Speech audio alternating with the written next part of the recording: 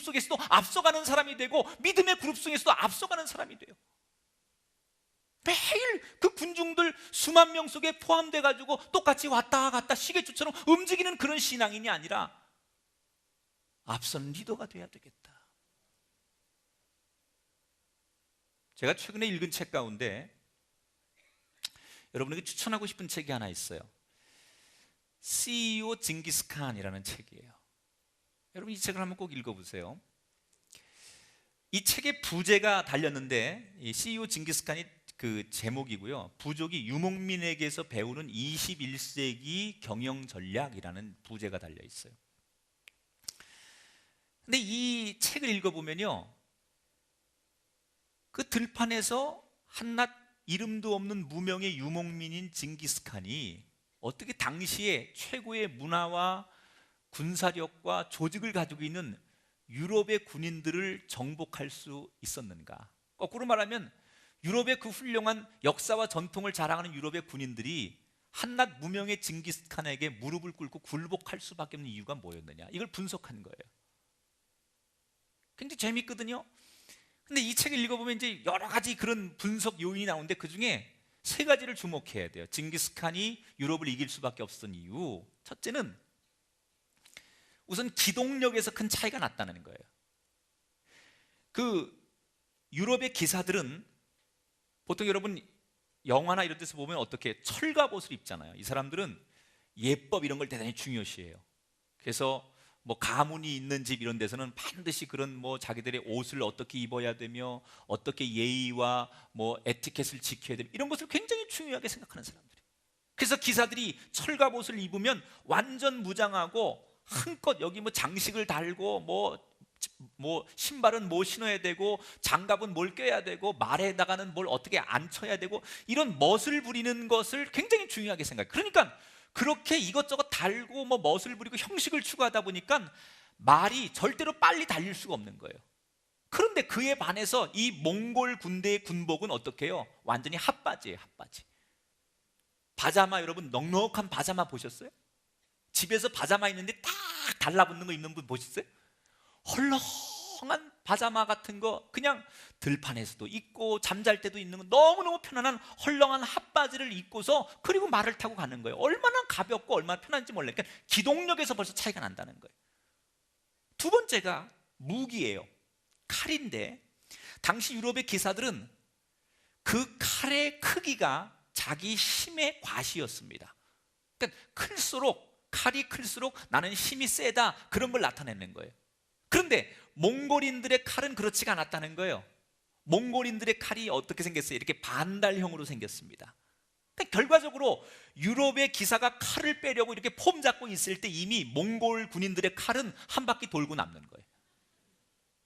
세 번째 이유가 뭐냐? 식량 보급의 차이라는 거예요.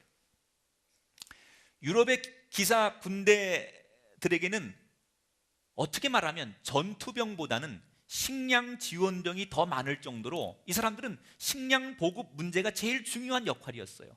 뭐 고기, 빵, 우유, 무슨 과일 등등 너무너무 많은 그런 그 먹을 것을 계속 보급을 해줘야 돼요. 그런데 징기스칸의 군대는요, 부식 지원병이 따로 필요하지 않아요. 왜? 이 사람들은 유목민이기 때문에 고기 말린 걸 먹거든요. 소위 육포라는 거예요. 육포, 이 군인들이 먹는 게.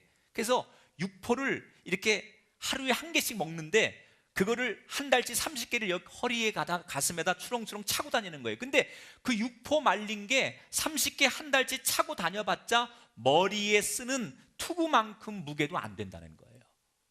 그러니까 빨리 먹고 빨리 움직이고 빨리 치고 하니까는 징기스칸이 여러 가지 면에서 전쟁에서 이길 수밖에 없었다, 이렇게 분석을 해요.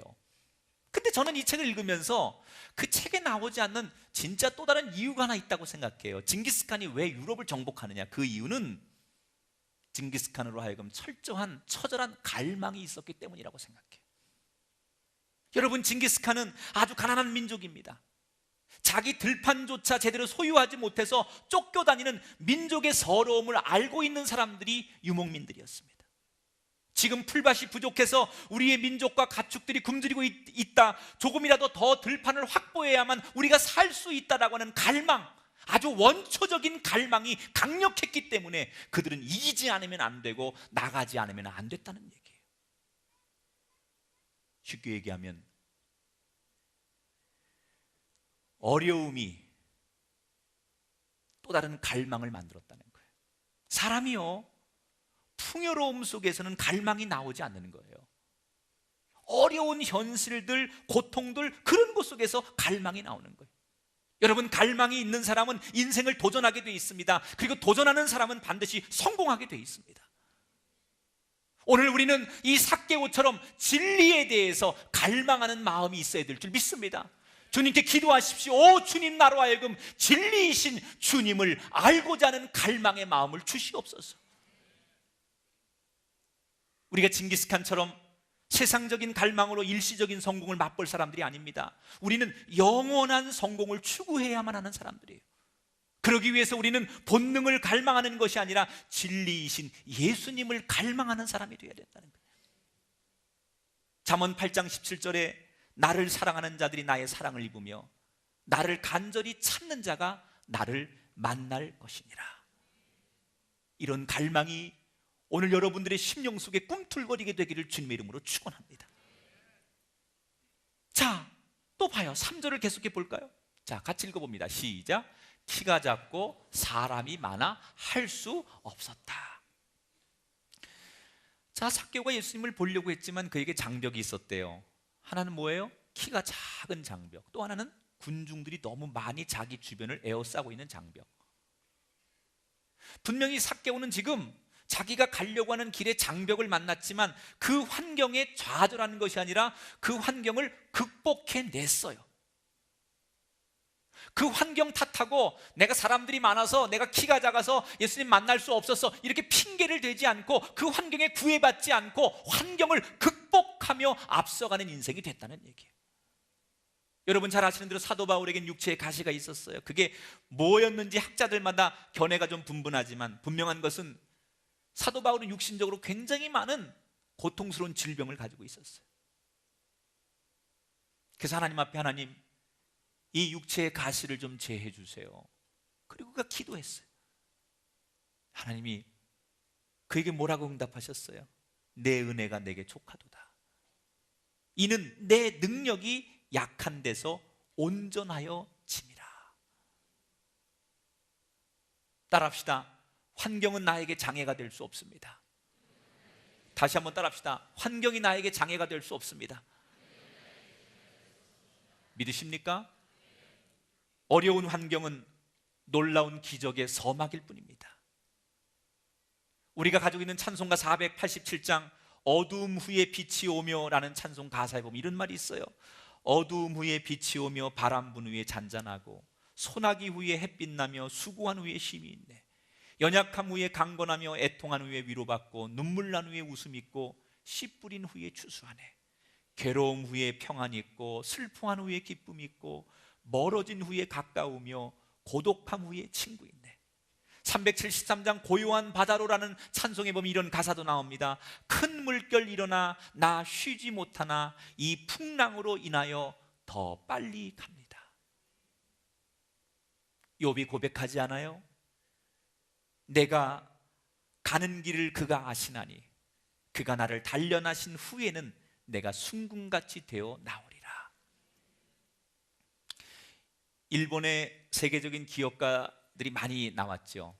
그 중에 여러분 우리가 주목해 볼 사람 중에 하나가 마스시다라고 하는 사람입니다.